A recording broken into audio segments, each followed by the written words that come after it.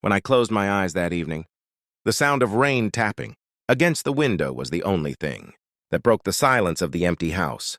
The walls still smelled faintly of the incense from the funeral, and the photo of my husband, Daniel, rested on the mantel, smiling. Alive in the frame, gone in life. My hands trembled as I stared at his face, remembering how many times he had said, "Family is all that matters. Mary." But as I looked around, there was no family here. No laughter. No footsteps of our grown children. Just the echo of my own heartbeat and the realization that I had buried my husband alone. Not one of them came. They knew he was gone, I told them, each of them, but they were too busy. Busy with what? Oh, they said they had plans, but the photos on social media told the truth. There they were, my 3 children, dancing at a beach party, smiling, holding drinks, celebrating life while their father's coffin lowered into the ground. That image haunted me more than death itself. I had given them everything: a home, love, education, comfort, and in return, they couldn't even spare a day to say goodbye to the man who gave them life. I sat by the window, the phone cold in my hand, scrolling through their posts, each one stabbing deeper. Anger rose inside me, not the kind that makes you scream, but the kind that makes you still, dangerously still. Daniel's last words echoed in my memory. "Promise me you'll keep the family together." I had promised. But what kind of family was this now? The kind that chose pleasure over pain, convenience over commitment? No, that wasn't the family we built. That wasn't what Daniel deserved. I decided right then I was done being silent. I made one call. Not to them. Not to plead, not to argue. I called a lawyer. "Yes, this is Mary Dawson," I said. "I'd like to make some changes to my will." The lawyer hesitated for a moment, recognizing my name. "I'm sorry for your loss, Mrs. Dawson." "Of course. What changes would you like to make?" I swallowed hard. "Remove my children," I said. "All of them. Replace their shares with a foundation in Daniel's name. I want our home turned into a shelter for people who have no one left to care for them." There was silence on the other end. "Are you sure, ma'am? That's a big decision." I smiled bitterly. So was choosing a party over their father's funeral. The paperwork was done within a week. The lawyer sent the final version for signature, and as I signed my name at the bottom, I felt the strange mix of pain and peace. It wasn't revenge, it was justice. A cold, honest kind of justice.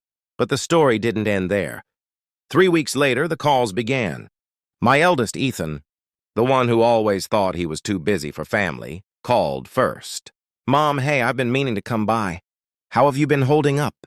His voice was smooth, practiced, the kind that tries to sound caring when it's too late. I played along. "I've been okay, Ethan, just been setting up something in your father's name." He hesitated. "Oh, that's nice. So, about the house, I was thinking maybe I could help manage things for you. You know, keep it in the family." I smiled to myself. "That's sweet of you, dear. You should come visit soon. We can talk about it." The next day, they all came. All 3 of them, Ethan, Melissa, and Ryan, walking into the house like strangers visiting a museum.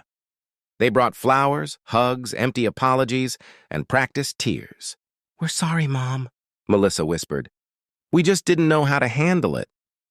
I looked at her designer dress and perfect smile, and thought, "You handled it with champagne and fireworks." But I didn't say that. I simply nodded. "Your father would have wanted you here." They stayed for dinner. It was awkward at first, like sitting with distant relatives. But then the old rhythm returned. Laughter, small talk, memories. For a brief moment, I almost believed we were healing, until Ethan asked, "So, Mom, about Dad's will? The lawyer said something about you setting up a foundation." My heart slowed. The room went still. "Yes," I said softly.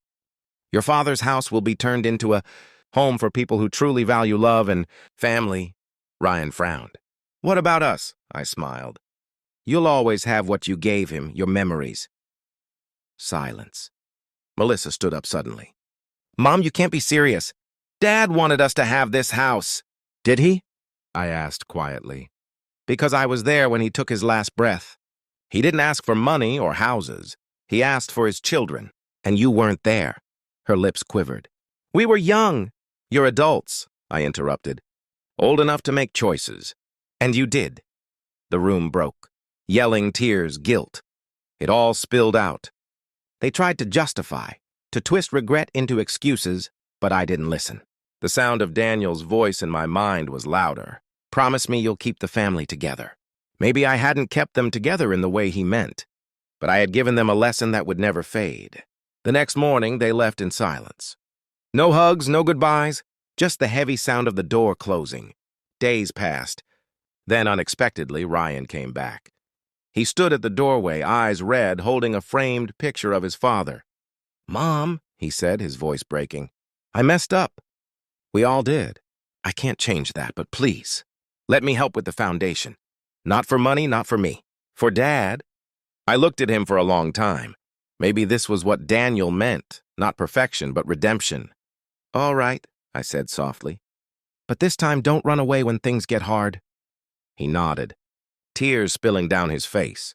Together we rebuilt the house, not as a mansion for inheritance, but as a place of healing. Homeless men, widows, orphaned children, they found warmth where greed once lived. Every room that once echoed with silence now carried laughter again. When Melissa and Ethan saw what we had done, something shifted in them too. Slowly, guilt turned into action. They started volunteering, helping others, rediscovering the value of family. It wasn't easy, forgiveness never is, but it was real. The day the shelter opened, I stood in front of the crowd with Daniel's photo in my hand. "My husband taught me that family isn't about blood," I said. "It's about presence, being there when it matters." The audience clapped, some cried, and in that moment, I felt Daniel's presence beside me. That night, I sat by his grave, whispered, "I kept my promise. Love." The wind rustled through the trees as if he answered back, and though I'd lost him, I gained something screen.